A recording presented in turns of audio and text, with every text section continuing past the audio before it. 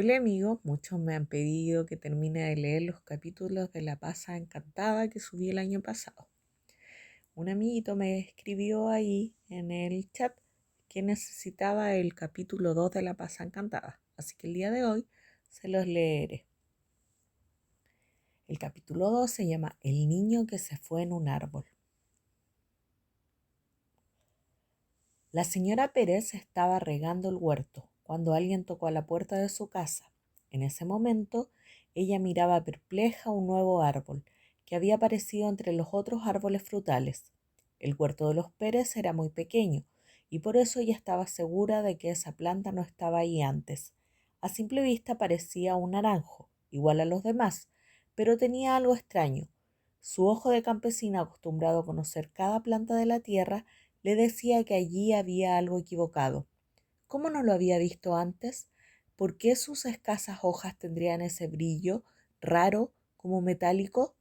Sus hijos interrumpieron sus pensamientos. Venían los tres corriendo desde la casa gritando muy agitados. Mamá, mamá, han dejado un paquete en la puerta, dijo Manuel, el mayor, casi sin aliento. No, tonto, no es un paquete, es un bulto envuelto en sábanas, habló Melissa. Mamá, mamá, ven a verlo. Parece que es un bicho enorme, porque se mueve y hace un ruido rarísimo, dijo José el más pequeño. La señora Pérez, secándose las manos en el delantal, anudando su cintura y dando un suspiro, caminó lentamente hacia la casa, entró por la cocina, atravesó el viejo comedor y llegó a la puerta principal, que estaba entreabierta. La empujó un poco más y allí, en el suelo, estaba lo que había causado tanta consternación en los niños. Era un paño blanco, tan blanco que reflejaba los rayos del sol como si fuese nieve. Bajo él algo se movía y crujía, con un ruido como de papeles que se estuviesen arrugando. La señora Pérez se quedó ahí, parada, sin atreverse a tocarlo. Pero niños, ¿no vieron quién dejó esto aquí? Les preguntó. No, mamá, golpearon a la puerta, y cuando yo fui a abrir no había nadie, dijo Melissa. Yo incluso miré el camino, agregó Manuel, pero solo se veían las piedras y los árboles. ¿Y no los vas a mirar, mamá? ¿Qué estás esperando? Gritó José, el menor, tirándolo de la falda. Entonces la señora Pérez les contestó, aléjense un poco, por si es algo que salta, y agachándose, tomó con mucha precaución el albo paño por una esquina y le dio un tirón. Hacia atrás, inmediatamente, el género voló por los aires y se deshizo como si fuera una telaraña barrida por el más feroz de los huracanes, y lo que quedó ahí en el suelo entre la señora Pérez y sus tres hijos era tan inesperado que los cuatro se quedaron boquiabiertos mirándolo. Acostada de espalda y completamente desnuda, una guagua, gorda y rosada, los miraba con dos enormes ojos negros. Pataleaba, manoteaba y hacía un ruido tan furioso que no parecía llanto, sino más bien el grito de algún pájaro. Su carita estaba bañada en lágrimas. La señora Pérez, sin vacilar un instante, se inclinó y tomó a la guagua entre sus brazos, y ésta inmediatamente dejó de chillar. Pobrecito, pobrecito, exclamó la buena señora, mientras lo mecía. Por el momento no se le ocurría otra cosa que decir. Los niños, en cambio, la atiborraron de preguntas. Mamá, ¿de quién será? ¿Quién lo habrá dejado aquí? ¿Qué vamos a hacer con él? La madre, entrando a la casa con el niño, les contestó, por el momento lo abrigaré y le daré de comer. Luego veremos. Por la tarde se puso el sol y las faenas del campo terminaron. El señor Pérez volvió a su casa. En cuanto abrió la puerta, los niños se abalanzaron a darle la noticia. Papá, tenemos una guagua, dijo Manuel. Papá, encontramos un paquete en la puerta, habló Melissa agitada. Papá, no me gusta cómo llora, parece un horrible pájaro, agregó José. Pero qué tontería hablan. ¿Dónde está la mamá? Le preguntó el señor Pérez. Está con la guagua, contestaron los tres a coro. Si es una broma, los amenazó el padre, medio enojado, van a ver lo que les pasará. Y en dos pasos atravesó la sala y entró a la cocina. Allí estaba la señora Pérez, sentada en un banco, dando un biberón de leche a una robusta guagua vestida con unas ropas que le quedaban enormes. ¿Y este niño? ¿Quién lo dejó a tu cargo? Le preguntó a su mujer. No lo sabemos, contestó ella con voz compungida. ¿Cómo que no lo sabemos? Vociferó el señor Pérez. Lo dejaron en la puerta, dijo Melissa, que estaba a su lado. El señor Pérez apretó los puños y comenzó a hablar con voz extremadamente calmada. ¿Querrían explicarme antes que me dé un ataque de furia de qué se trata esto? Y señaló con su dedo a la guagua que lo miraba plácidamente desde los brazos de la señora Pérez. Ella entonces le contó en detalle y con calma cómo lo habían encontrado. Cuando terminó su marido, dio media vuelta y salió de la casa diciendo: «Esto no puede ser. Iré a averiguar quién lo dejó aquí». Se fue donde los vecinos más próximos y luego siguió hasta el pueblo. Habló con toda la gente que conocía y finalmente preguntó en la iglesia y los carabineros, pero nadie pudo decirle nada. Volvió a su casa, cabizbajo y preocupado. Encontró a sus hijos ya durmiendo y a la nueva guagua junto a la cama de su mujer en una vieja cuna rescatada del desván. La señora Pérez le preguntó por el resultado de sus averiguaciones y al saberlo se quedó largo rato en silencio.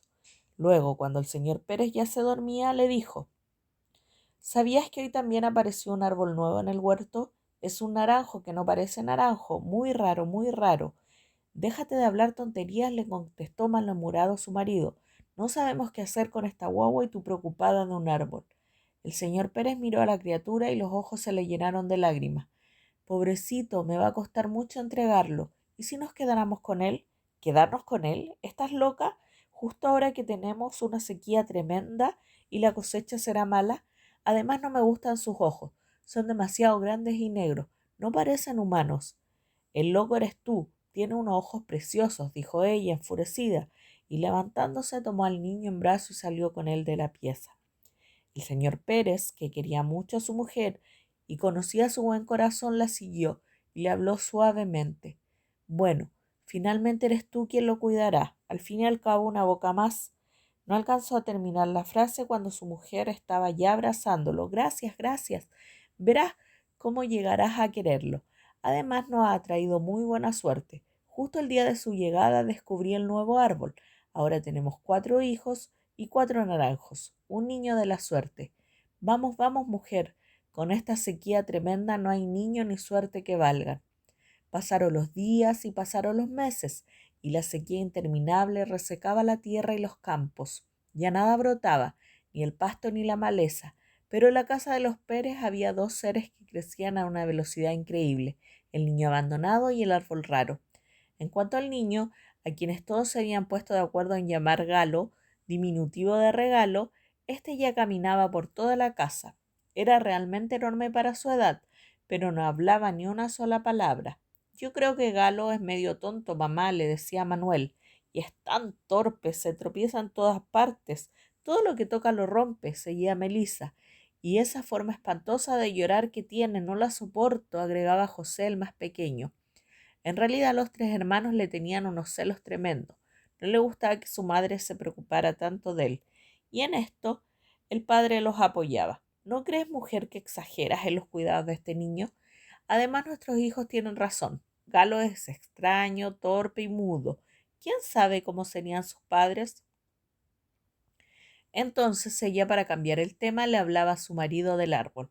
«¿Has visto cómo ha crecido ese naranjo raro? En unos pocos meses ha pasado a todos los árboles. Está tan alto como un álamo». «Sí», contestaba el señor Pérez, «lo he visto muy bien y pienso cortarlo muy pronto. No sé si te has fijado que no tiene ni un solo botón y apenas unas cuantas hojas. Jamás producirá una naranja.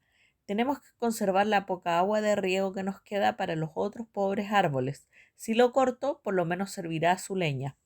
Y un día muy temprano se fue al huerto con un hacha y se dispuso a cortar el árbol. Galo lo había seguido en silencio, como de costumbre, pero al verlo pegar el primer hachazo se puso a gritar como un loco. Gritaba como si el hacha lo estuviera cortando a él en pedazos, y avanzando torpemente se colgó del brazo de su padre adoptivo.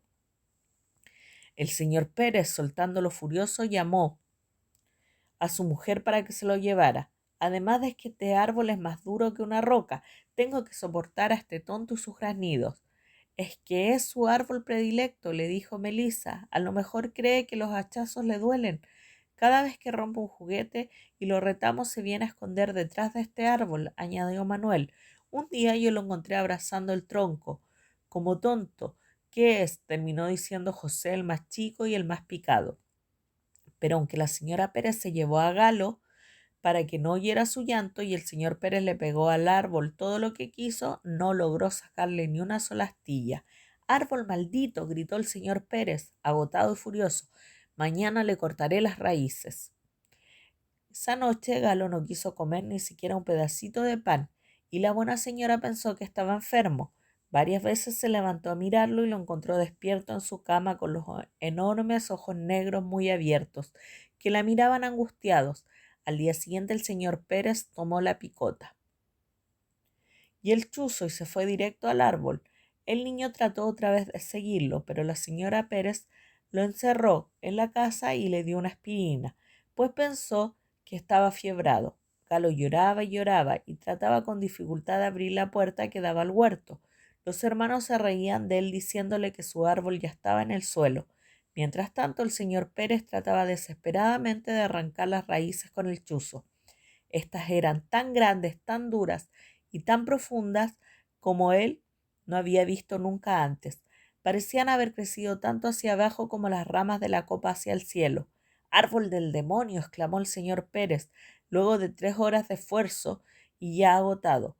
Para sacar estas raíces tendría que destruir la mitad del huerto, y entró a la casa vencido y furioso. Galo, por suerte, al ver su árbol en pie, todavía se había calmado. Así siguieron pasando los días y los meses, sin que ninguna gota de agua cayera del cielo, pero el árbol raro, sin frutos ni hojas, al cual el señor Pérez no había regado más, seguía creciendo igual.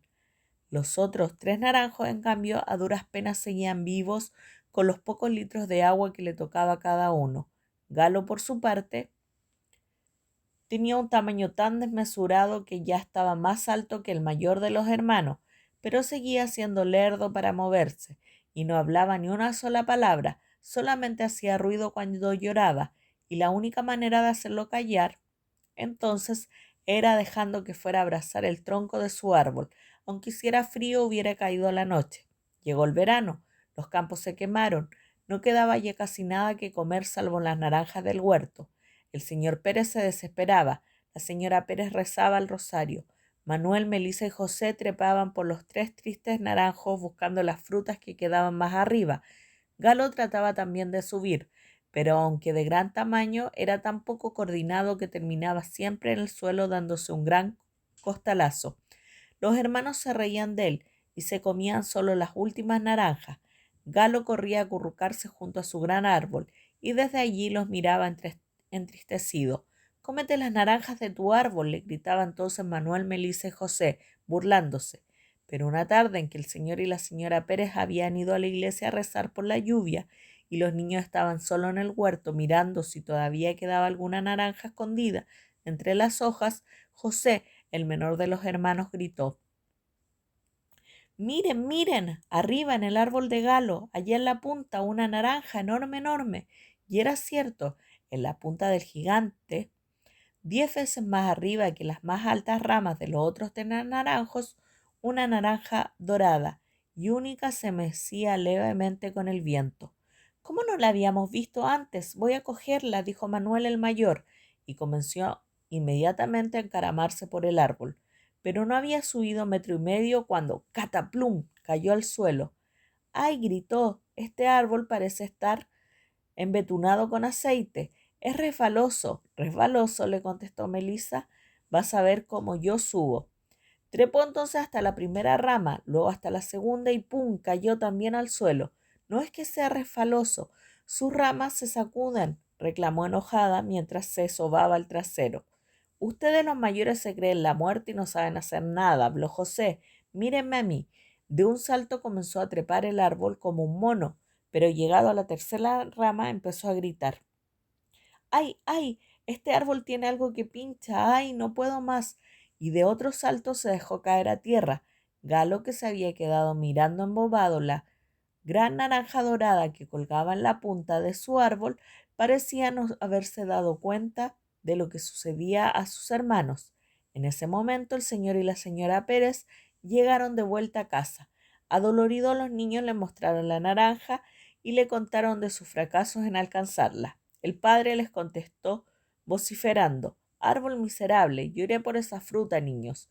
Pero el señor Pérez no llegó ni a la segunda rama. Apenas había abrazado el tronco cuando cayó al suelo como un saco de papas. Su mujer y sus hijos, muy asustados, corrieron hacia él y lo ayudaron a levantarse. Poniéndose de pie medio cojo, alzó los puños y le gritó al árbol, como si pudiese oírlo: «Ya verás, árbol detestable. Echaré ácido en tus raíces, te pondré una bomba, llamaré al ejército para que te destruyas».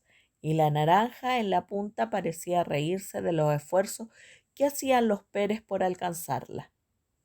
En eso estaban padre e hijos sobándose sus piernas y espaldas cuando oyeron un susurro que venía desde lo alto, como el que hace la brisa en el follaje. Miraron hacia arriba y vieron que Galo subía penosamente por el tronco del árbol, y que éste, aun cuando no soplaba el viento alguno, se había puesto a temblar entero, chocando las puntas de sus ramas. «Se va a matar», dijo Melisa. «Caerá sobre nosotros», gritó Manuel. «Y otra vez se pondrá a llorar», exclamó José. El señor Pérez, asustado, le ordenó: «Galo, baja inmediatamente». Y la señora Pérez, desesperada, le rogó: «Galo, hijo mío, ese árbol te matará, no subas, te vas a caer. Baja, por favor, baja». Pero Galo parecía no oírlos, y ya había alcanzado la primera rama. El árbol se movía ahora como si un huracán lo azotara, y el silbido agudo del aire ahogaba los gritos de la señora Pérez. «¡Qué horror! Se caerá. No quiero mirar». Lloraba con la cara entre las manos mientras su marido y sus 3 hijos veían inmóviles y boquiabiertos a Galo, que seguía impertérrito trepando. Llegó hasta la segunda rama. La rama se está doblando, se va a caer. ¡Ay!, gritaron los niños. Mas Galo, a pesar de toda su torpeza y de los feroces tumbos